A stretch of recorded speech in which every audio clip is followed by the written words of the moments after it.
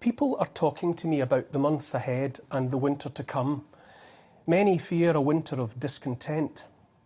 They dread the dark and what the dark might hold. The troubles of recent weeks have been hard enough, they say, while the sun has shone and it has been easy to be outside. How will it be, though, when the days are short and the nights are long? I say the autumn and the winter ahead will be what we choose to make them. It will be a test of who we are as people. I say that in the most important ways, the winter should and could be the making of us. We are divided now. It's no longer just about physical divisions. Opinions have hardened to the extent that we cannot talk to each other.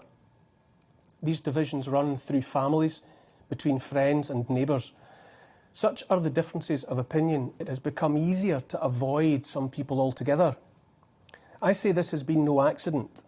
Our leaders have done their utmost to drive wedges between us.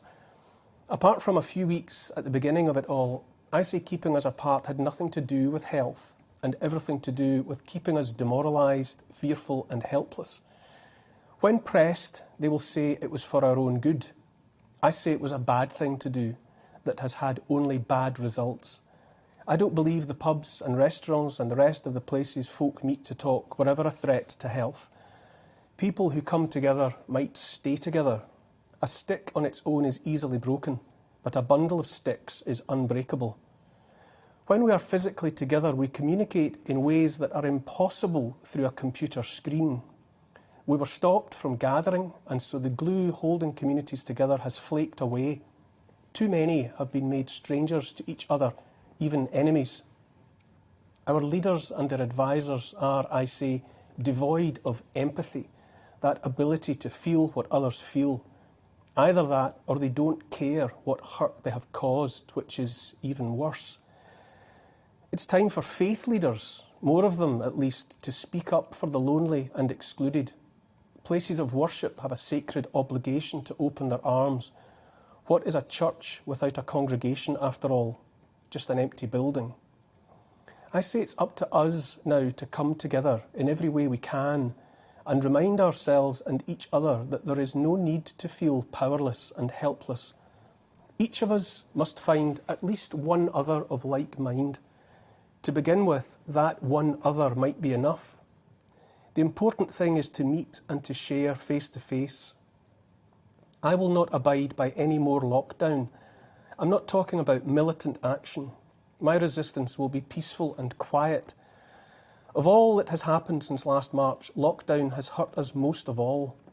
Most people are in a worse place now than before, either in terms of their physical health, mental health, financial situation, relationships with family and friends, or a combination of all of those. Of all the ways, the enforced separation, the bar on being together with our fellow human beings, has done most harm. Too many people have been isolated.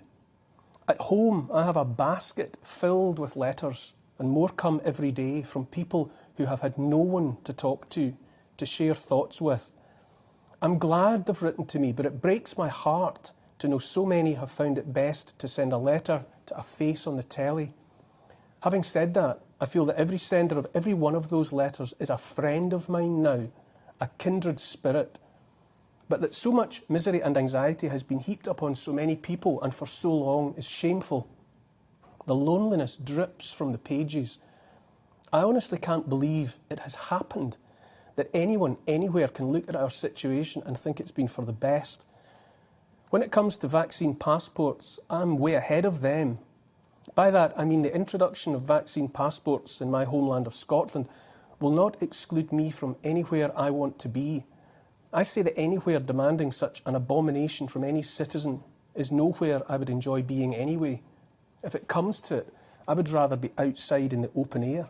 Let the wind blow and the rain fall. I don't care. I would rather be out in the world with others of like mind than in any place demanding papers, please.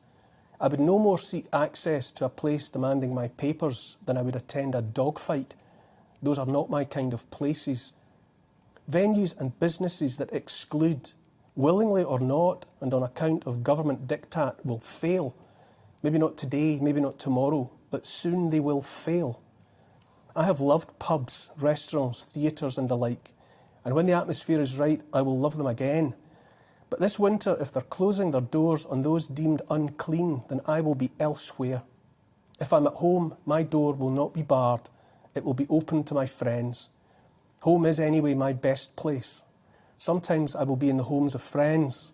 In any event, I will share space with those I love. We will share food and drink and bask in the warmth of fires and stoves. We will talk about what's important. Our society grew out of such simple togetherness in the first place, thousands of years ago, and it will grow again from the same seedbed. I'm not afraid, not of winter, not of long dark nights. The cure to all our ills is togetherness, inclusion and not exclusion. I say it's simple and that we must find ways to be together. However scattered and isolated we may have been made to feel, we are many. We are enough. We are more than enough.